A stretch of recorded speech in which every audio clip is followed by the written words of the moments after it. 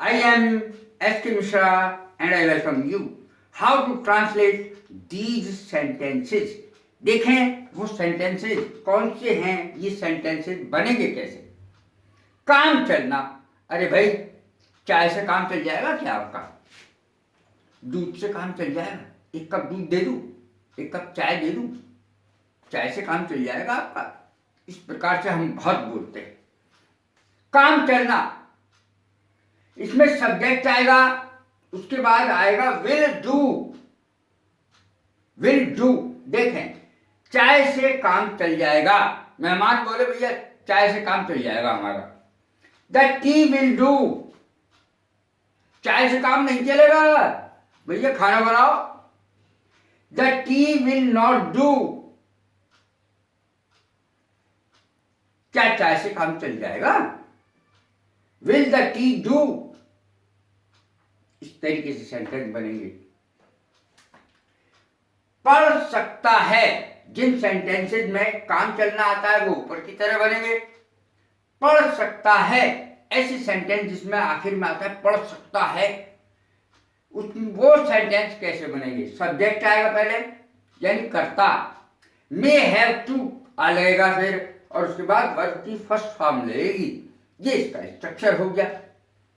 तुम्हें इंतजार करना पड़ सकता है, तुम्हें इंतजार करना पड़ सकता है, तो subject you may have to लगा दीजिए। You may have to wait, यानी वर्ब की फर्स्ट फॉर्म, इंतजार करना पड़ सकता है। अब देखें कोई भी सब्जेक्ट लगा सकते हैं इसमें, जैसे they may have to wait, उन्हें इंतजार करना पड़ सकता है। She may have to wait, उसे लड़की को इंतजार करना पड़ सकता है। He may have to wait, उस लड़के को यानी पुरुष को इंतजार करना पड़ सकता है। We may have to wait, हमें इंतजार करना पड़ सकता है। Ram may have to wait, Ram को इंतजार करना पड़ सकता है। इस तरीके से सेंटेंस बनेंगे। अब सेंटेंसेस में आया यदि आखिर में गए होंगे, गए होंगे यानी गए होंगे, तुम भूल गए होगे। सब्जेक्ट पहले आएगा मे है, उसके बाद आएगा वर्ब की थर्ड फॉर्म आएगी। ध्यान रखें, इसमें फर्स्ट फॉर्म आई थी, इसमें थर्ड फॉर्म आएगी। तुम भूल गए होगे भाई, बड़े आदमी हो, भूल गए होगे,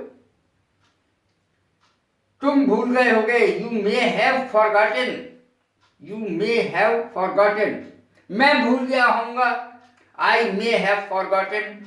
इतने सब्जेक्ट्स के साथ ऐसे ही लगेगा, बिल्कुल कोई फर्क नहीं आएगा। We may have forgotten, you may have forgotten, they may have forgotten, he may have forgotten, she may have forgotten, Ravi may have forgotten, कोई भी लगा दीजिए। रवि भूल गया होगा, वह भूल गई होगी, वह भूल गया होगा, वे भूल गए होंगे, तुम भूल गए होगे, हम भूल गए होंगे, मैं भूल गया होऊंगा। हो सकता है कि, अब सेंटेंस में लगा हुआ है हो सकता है कि, तो ऐसे सेंटेंस कैसे बनाए जाएंगे? सबसे पहले सब्जेक्ट, उसके बाद में, और उसके बाद वर्ब की फर्स्ट फॉर्म। देखें, हो सकता है कि वो आज लौट आए। He may return today, he may return today, she may return today, हो सकता है आज वो लौट आए। वी मे रिटर्न टुडे, आज हम लौट सकते हैं, हो सकता है हम लौट जाए। दे मे रिटर्न टुडे, वे लौट सकते हैं आज, हो सकता है वो लौट आए। यू मे रिटर्न टुडे, आज तुम लौट सकते हो सकता है तुम लौट जाओ।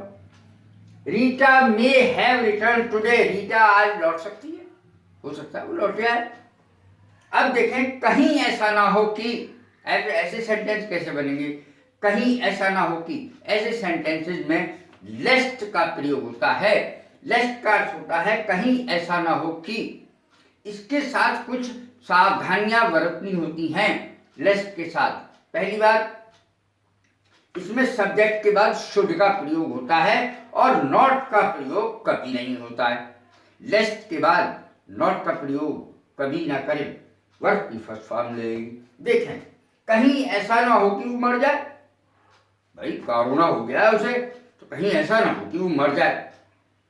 लेस्ट ही शुड डाई, लेस्ट के बाद कर्ता, कर्ता के बाद शुड, शुड के बाद क्रिया की फर्स्ट फॉर्म, नॉट का प्रयोग होगा ही नहीं।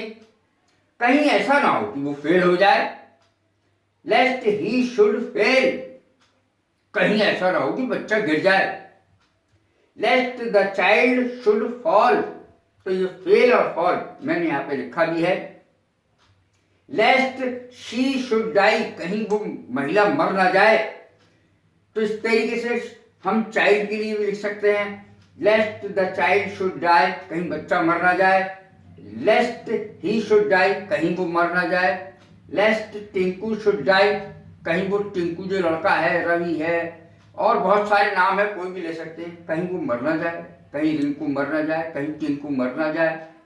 इस तरीके के सेंटेंस, कितने ही मैंने इसमें सेंटेंस 85 बोल दिए हैं।